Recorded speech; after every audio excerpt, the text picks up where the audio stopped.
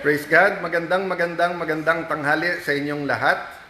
Kamusta po? Monday, 2 o'clock magsa-start po yung impeachment trial. Napaka-importante ng araw na to. As we always tell you, rules are rules. The Constitution is the Constitution. May technical rules because it's part of due process. So pag-uusapan po ngayon yung money laundering, yung Anti-Money Laundering Council, yung BIR, at saka yung bank accounts, no? So, just to refresh your memory and to tell everyone na mag-iingat kayo magtanong kasi sa mga panahon ngayon, bawal ata magtanong, no? So, let's start by praising God for a new week. Again, the biblical principle, kung anong itatanim natin, yan ang ating aanihin. Why are we fighting? Why are we struggling? Why are we asking for the truth, katotohanan? Why are we fighting for the Constitution? Bakit natin nilalabanan yung korupsyon? Kasi kung anong tanim natin ngayon, yan ang klaseng Pilipinas 5 years, 10 years, 20 years from now. So, unahin ko yung bawal magtanong.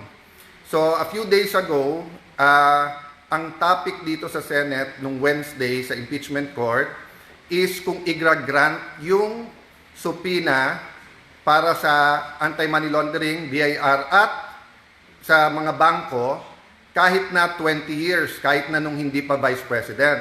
So sa vlog ko, gumamit lang ako ng example. Sabi ko, example, si Senator Lacson, tumaas ang salin. Si Senator Erwin, tumaas. So just because tumaas, ibig ba sabihin, pwede mo nang pakuha yung BIR, yung AMLA, at saka yung bank accounts. Diba? I was giving an example. I wasn't saying there is anything wrong. But I was making an example kay Senator Erwin na may broadcast journalist na nagsabing hindi daw ganun kalaki kung sa media lang. So sinabi nga niya, real estate. Kung real yung real estate nilang dalawa, good. Hindi yun yung tanong ko eh. Ang tanong ko, would it be fair to them na without any more allegations, sabihin lang bakit tumaas ng ganon, kukunin mo na yung AMLA, yung checking the sound lang po, yung AMLA, BIR, and everything. Pero yun nga, meltdown na eh, no? Pero huwag kayong mag-alala po sa akin, prayers lang po kasi kailangan ituloy natin ang laban. So today, ang news, sinabi ng DPWH Secretary Vince Dizon, verify nila pag may ghost. I hope hindi siya magpa-pressure and I hope he tells the truth because 3 beses niya na sinabi sa akin na verify nila at walang ghost sa Taguig. So, nung nung nangyari to, wala pa siya sa DPWH if I'm not mistaken. When he was in the DPWH na, budget hearing dito, sinabi ko, Sec Vince, ba't hindi mo pakuha sa cellphone lang? Picture lahat ng project. Simulan mo sa 2025, 24, 23, pabalik.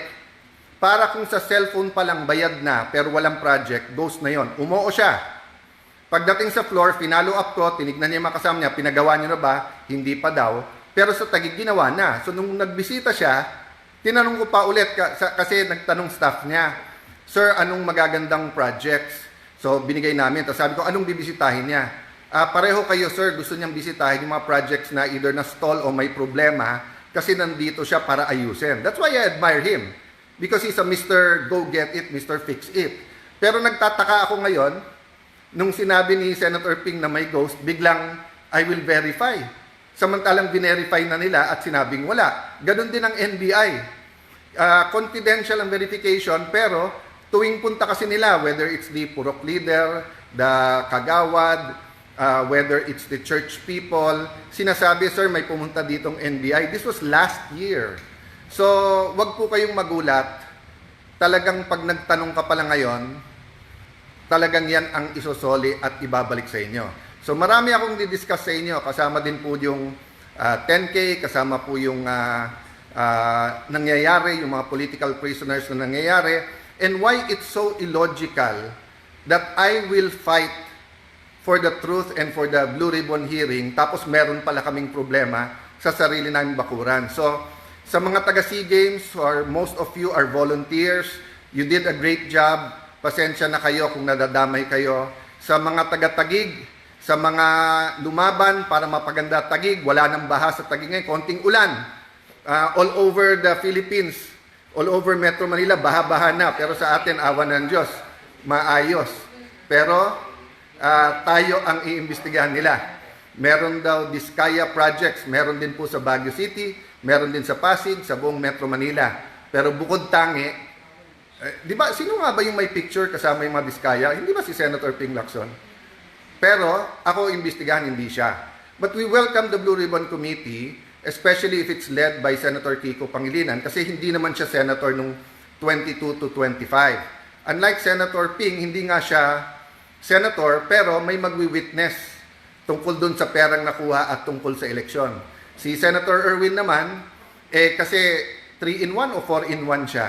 Yung mga nag-donate sa kanya na contractor, yung contractor nila dun sa party list nila, tapos yung sa bibig niya mismo nanggagaling yung bentahan ng project. So marami po, marami.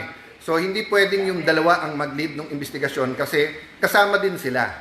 So isabay-sabay na natin kung gusto, but don't single people out. But hindi ko tinatalikuran. Gusto nyong imbestigahan, from the start sinabi ko, imbestigahan nyo lahat. God bless you. Panoorin nyo po mamaya ang impeachment proceedings.